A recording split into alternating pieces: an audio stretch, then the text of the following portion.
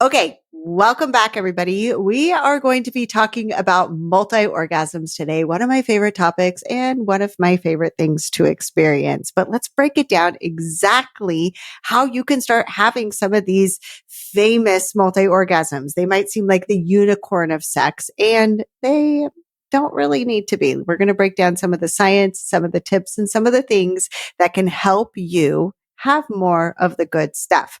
Okay, so let's go ahead and talk about multi-orgasms. I want to give you 6 ways that you can start to help yourself have more of them, have them for the first time.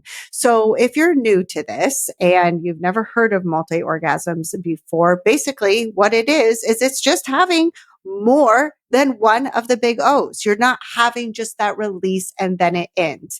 Now, there can be a little bit debate here of what is actually considered a multi-orgasm. Does it have to be right next to each other? Does it have to be all in the same session? And listen, I could care less. Like, you define what you want a multi-orgasm to be for you and just go after more pleasure. That's the name of the game, right? So tip number one, whatever we want to call it, create safety. I'm going to talk about this till the cows come home because creating safety is literally the number one way that you experience more pleasure in your body. Now, what does it mean when it comes to multi-orgasmic? So when I am coaching women inside of my group coaching program, Tangled, the main thing that tends to come up is this idea of losing complete control, or this feeling of like, I don't know if I can really just surrender. Like, it feels kind of scary to go into the unknown of one orgasm, let alone multi-orgasms. So you want to help create some safety in your nervous system and in your mindset that it's okay to let go, that you are in a loving, trusting, safe relationship, that no matter what happens or how you look or how loud you get or what you might, be experiencing when you're going down this route of multi-orgasms, like, you're going to be okay. And yes, we want to have trust in our partner, that our partner can provide that safety for us. But first and foremost, you need to provide that safety for yourself. So how are you going to have your own back? How are you going to encourage yourself? How are you going to, kind of let those feelings, those sensations in your body that are creating some flutter be okay? Like, oh my goodness, my love, like, of course you're a little nervous. Let's just see what happens. And no matter what happens, I've got you. We're going to be okay. And I'm so proud of you for trying. So if you decide ahead of time how you're going to respond to whether or not you have a multi-orgasm, but your attempt to have one is key in starting to create safety. We can't always control our outcomes, but there are certain things we can control, like the way that we're going to respond to ourselves when the result happens or when the result doesn't happen. So the more factors that you can kind of create, because the brain loves to know, the brain wants control. It wants to know what's going to happen. And when you're going into the unknown of the multi-orgasmic dimension, we don't really know exactly what might happen.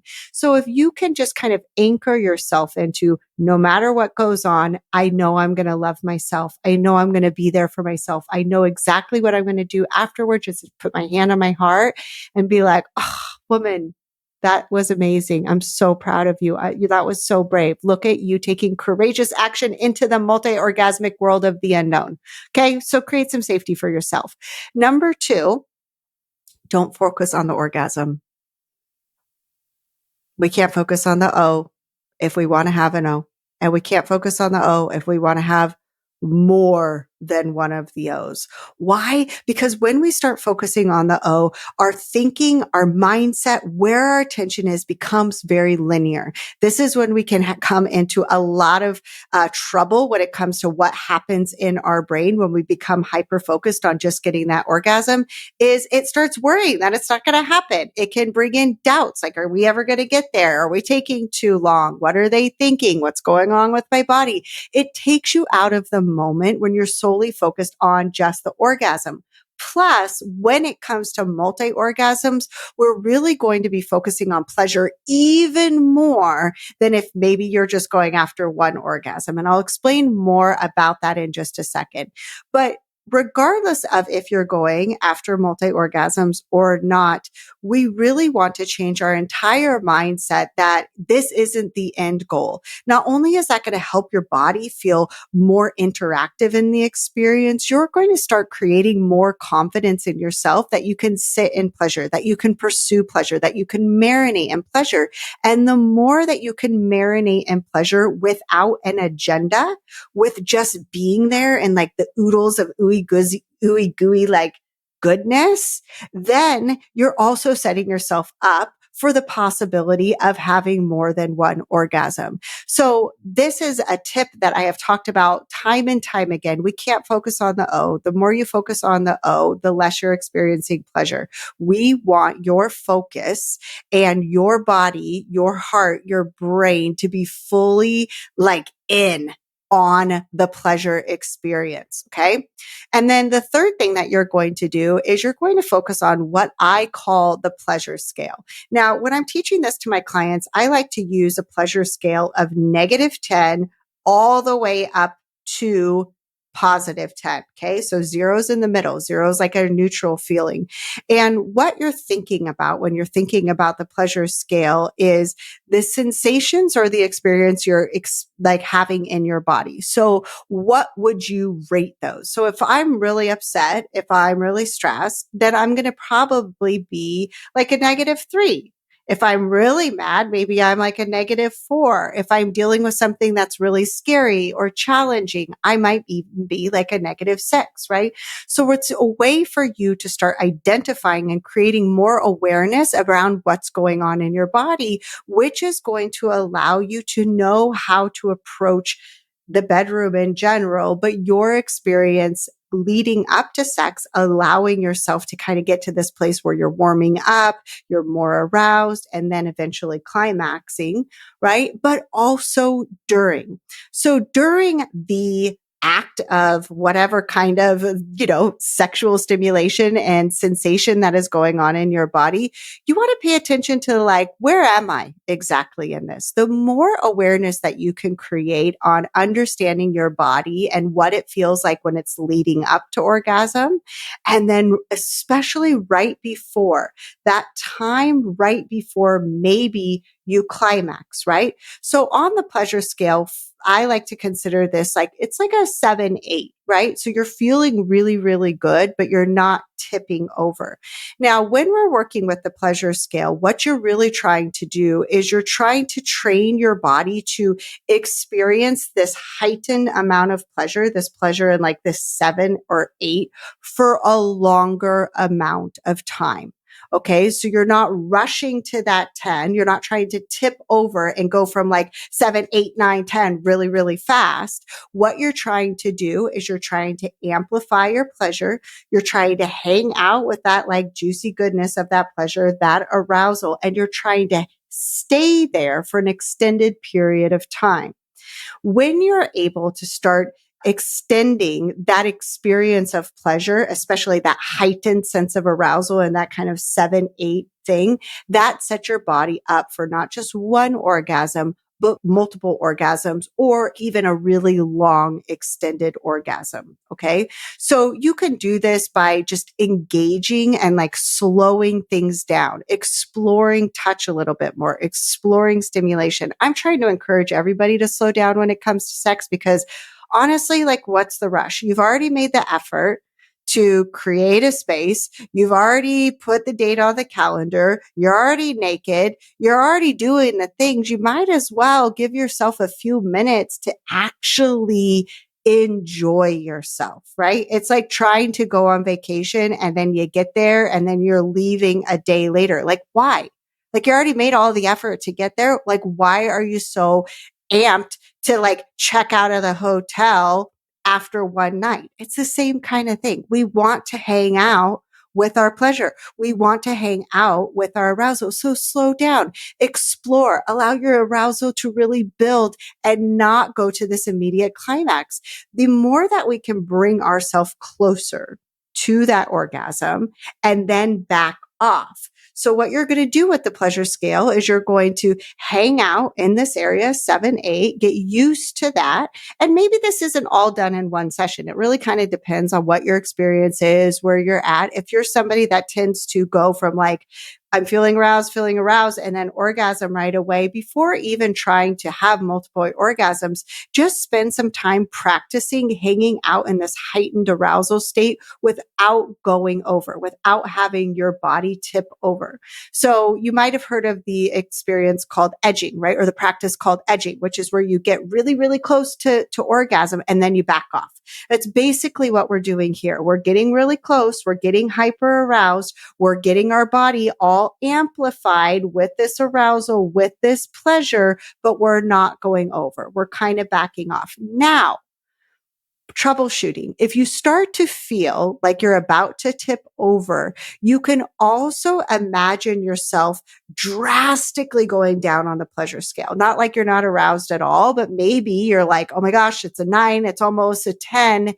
You take a deep breath. You stop doing the thing that you're doing. Maybe you stop doing that stimulation for a while. You really just kind of pull back and you're now maybe closer to a 4 or a 5.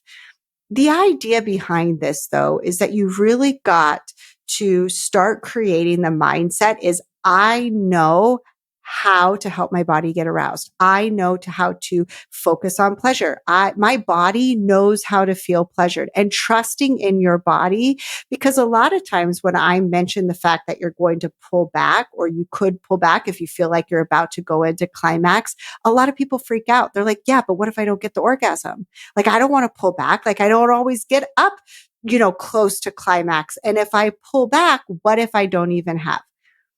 The thing about this is we're playing around. We're having a good time. We're seeing what your body is capable of. If you don't have one that time, you're probably going to have another one, and not all is lost. And that's not usually what happens. What I find usually happens with myself and with my clients, as you learn to, subtly go back, your body is still feeling so much of that pleasure. Your mindset is still engaged in pleasure. You and your focus are still engaged in pleasure. You're just softening a little bit. So you can breathe, you can start stimulation, and you're really just trying to slow things down so that you can practice hanging out in this heightened arousal state for longer. Okay. Now this kind of goes hand in hand with, don't release. And we could say don't release an orgasm, but if we've already had one orgasm, the typical thing that we do is like, that was so good. That felt so good. Right. It's like done, check. Just had that was amazing. And you're like laying back in your orgasmic bliss, or maybe you're rushing off to the bathroom so you don't forget to pee after you're having sex, right? Whatever it might be. But we typically have something that kind of clicks in our brain that's like, done, check, just had that was fabulous, and on with the rest of our day. When you're working on multiple orgasms, you want to start training your mind that that's not the finish line. Okay. Like, ooh, I just had one that felt so good. What else is possible? Let's keep going and working to kind of sustain that feeling that you just had, staying in it with the curiosity and with the possibility of going again. So that idea of like, lay back, go pee, get a cigarette, smoke in bed. Do people really do that anymore? I don't know, but that's just like what they show in movies, right?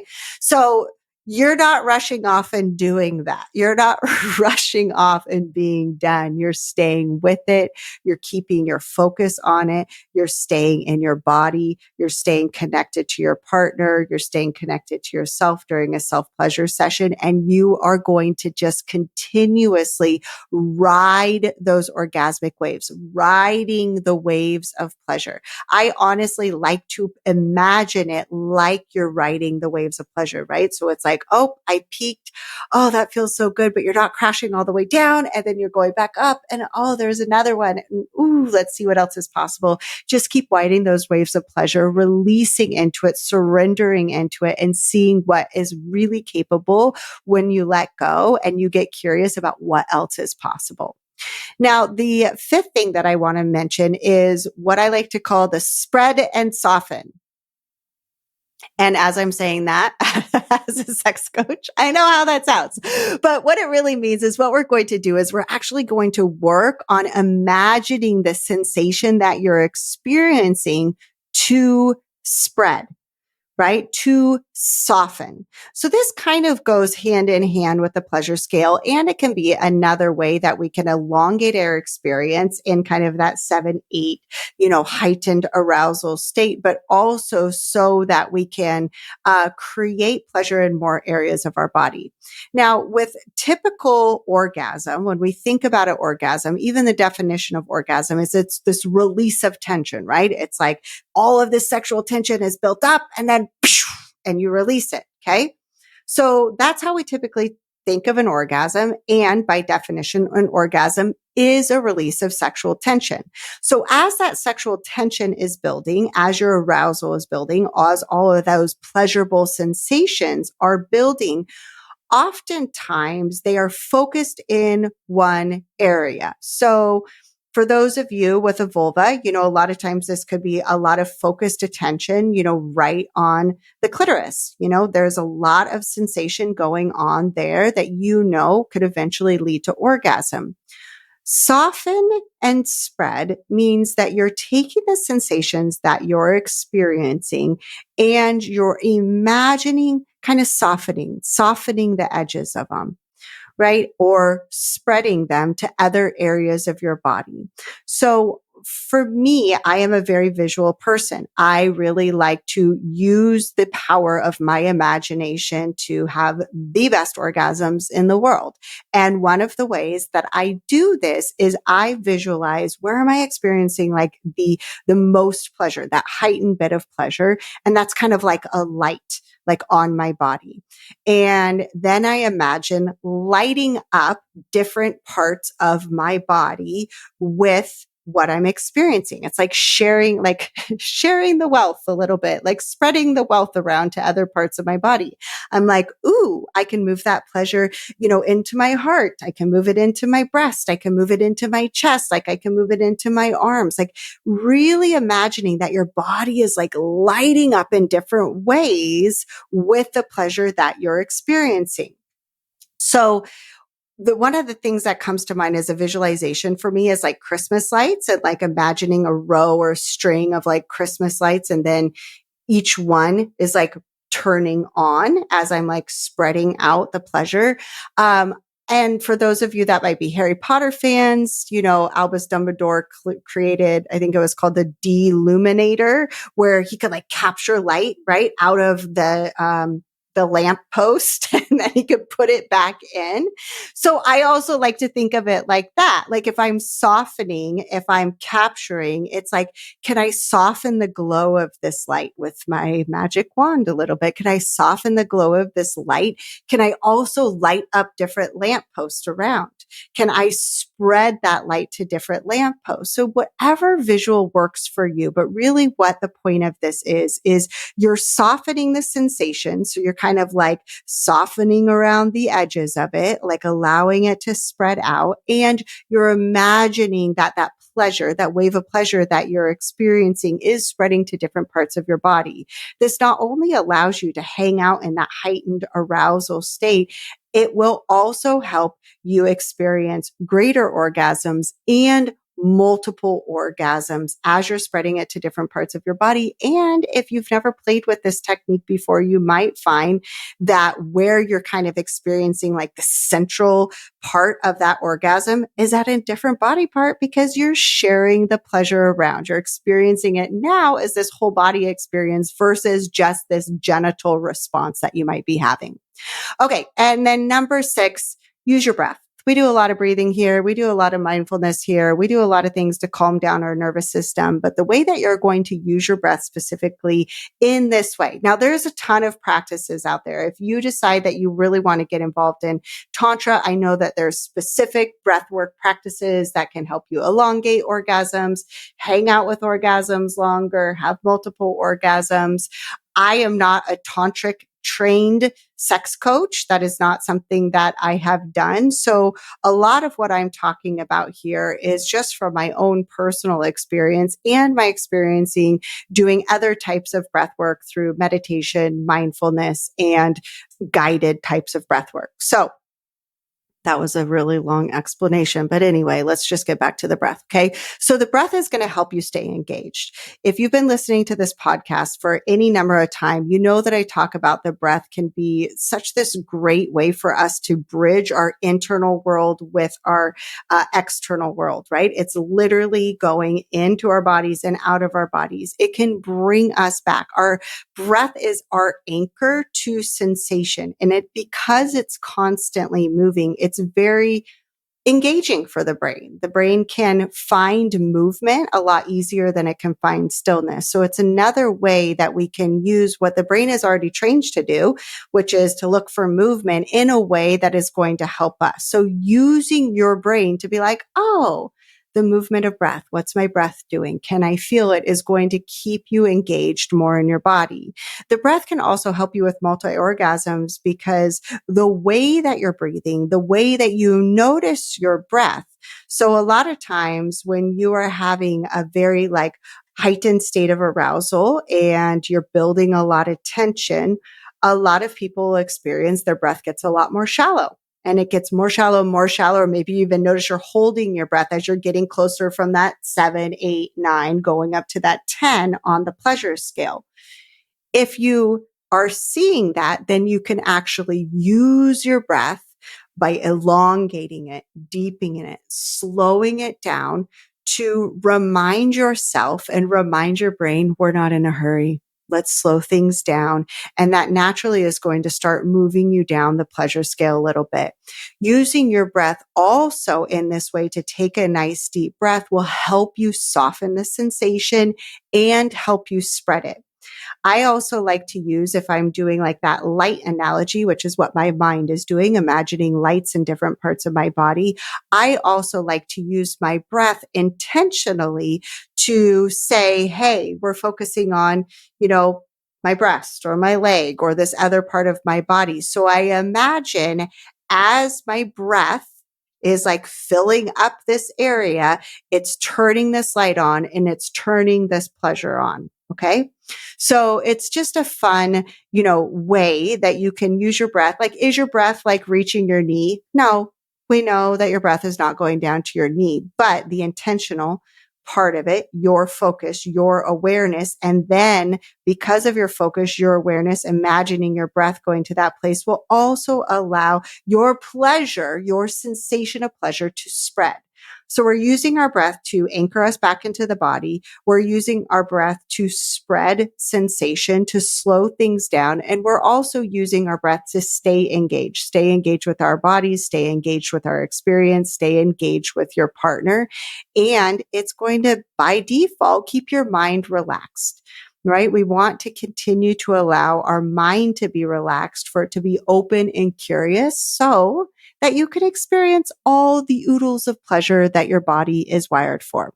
Okay, everybody, that's what I got today. I cannot wait to hear how this goes. Will you please message me? I'm for real. I want to hear how this worked for you. If you try one or any of these tips and you want to share that you had some multi-orgasms from us, let me know. Let me know in the comments. Email me, Danielle@daniellesavory.com.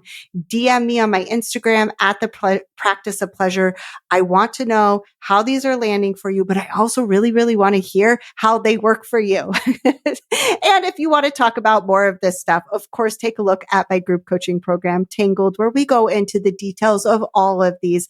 Plus, you get to fill out individualized sex assessments for every session that you attempt to have, that you do have, and I will give you personalized feedback and exactly how you can experience more pleasure next time. Enrollment is now open, daniellesavory.com/tangled. Okay. It's been my absolute pleasure to be with you all here today. I hope that you go and have some fun trying out some multi-orgasms. Remember, this isn't a test. You're not going to fail because we're just playing around and having a good time. So go have some fun and try out with some multi-orgasms. Okay, talk to you soon. Bye.